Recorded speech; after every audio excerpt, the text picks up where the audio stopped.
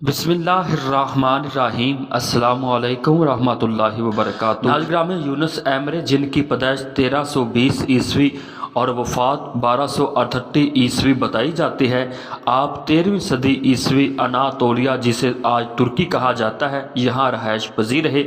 उनका तल्लुक़ एक गरीब किसान घराने से था। डॉक्टर सबाहुद्दीन अपनी किताब यूनुस एमरे में लिखते हैं कि यूनुस एमरे ने ऐसे वक्त में आँख खोली जब अनातोलिया न सिर्फ तजारती और फ़नून लतीफ़ा की सरगर्मियों का महवर था, बल्कि सियासी तौर पर भी अनातोलिया कशमकश का शिकार था। सन्ना 1230 ईस्वी जब मंगोलों ने सल्जूकों पर हमले किए, उस वक़्त अरसलान अलप तख्त नशीन थे। मंगोल हमलों की वजह से सल्तनत सल्जूक कमज़ोर हो गई और उसका असर हुसूख चंद शहरों तक महदूद रह गया। एक तरफ सल्जूक सल्तनत दिन ब दिन कमज़ोर होती जा रही थी, तो दूसरी तरफ अर्तुगरुल गाजी के बेटे उस्मान गाजी अपनी फतूहात के साथ आगे बढ़ रहे थे।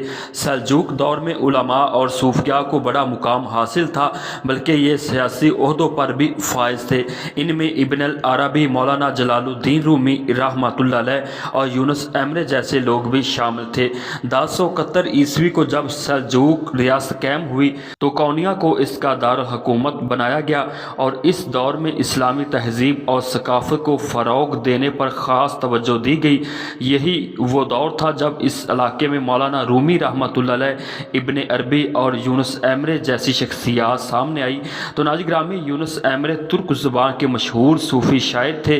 तसव्वुफ़ में उनके जो सफ़र था उसके बारे में डॉक्टर तुर्क दरदान अपनी तहकीक यूनुस एमरे एंड ह्यूमनिज़्म में लिखते हैं कि एक दफ़ा जब कहत साली हुई तो फसल वगैरह कम होगी, तो यूनुस एमरे ने जंगली फलों को इकट्ठा किया और उस वक़्त के मारूफ सूफ़ी आलिम हाजी बख्ताश वली की दरसगाह में दाखिल हुए और उनके सामने फल रख दिए और फलों के बदले काश्तकारी के लिए बीजों का मुतालबा किया। लेकिन कहा जाता है कि हज़रत बख्ताश वली ने इसके बदले में 3 बार दुआ देने की पेशकश की, लेकिन यूनुस एमरे बीज लेने पर ज़िद करते रहे। उसके बाद यूनुस एमरे वहाँ से बीज लेकर वापस गाँव की तरफ चल दिए, तो रास्ते में उन्हें ख्याल आया कि उन्होंने दुआ के बदले बीज लेकर गलती की है। लिहाजा यही सोचकर फिर वापस हाजी बख्ताश वली के पास आए और उनसे गुजारिश की कि मुझे आप अपने पास रख लें, यानी मैं आपके साथ रहना चाहता हूँ।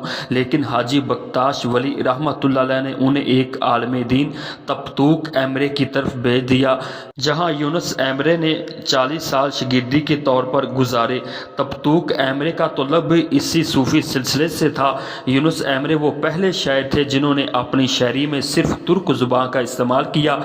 इसलिए 1923 में जब मुस्तफ़ा कमाल पाशा ने जदीद तुर्की की बुनियाद रखी, तो उसने कौम परस्ती नज़रिए को कायम रखने के लिए यूनुस एमरे जैसे दानशवरों और शायरों के काम को फ़रोग़ दिया। तुर्क तारीख़ दान अब्दुल बाकी अपनी किताब यूनुस एमरे और तसव्वुफ़ में लिखते हैं कि उन्होंने वहदानियत खुदा और उसके बंदों से मोहब्बत को अपनी तालीमात का महवर बनाया है।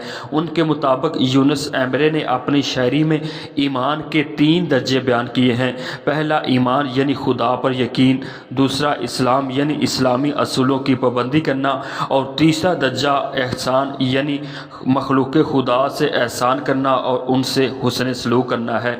उनके मुताबिक सूफ़ी वो है जो इस्लाम के पहले 2 दर्जे अबूर कर ले और तीसरे की तलाश में रहे।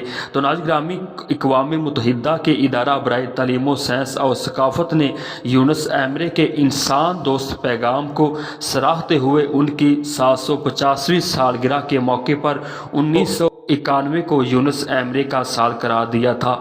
और आज सना 2015 में तुर्क टीवी चैनल TRT पर यूनुस एमरे की ज़िंदगी पर मुश्तमिल ड्रामा मोहब्बत का सफ़र नशर की गई है, जो अब नेटफ्लिक्स पर भी मौजूद है।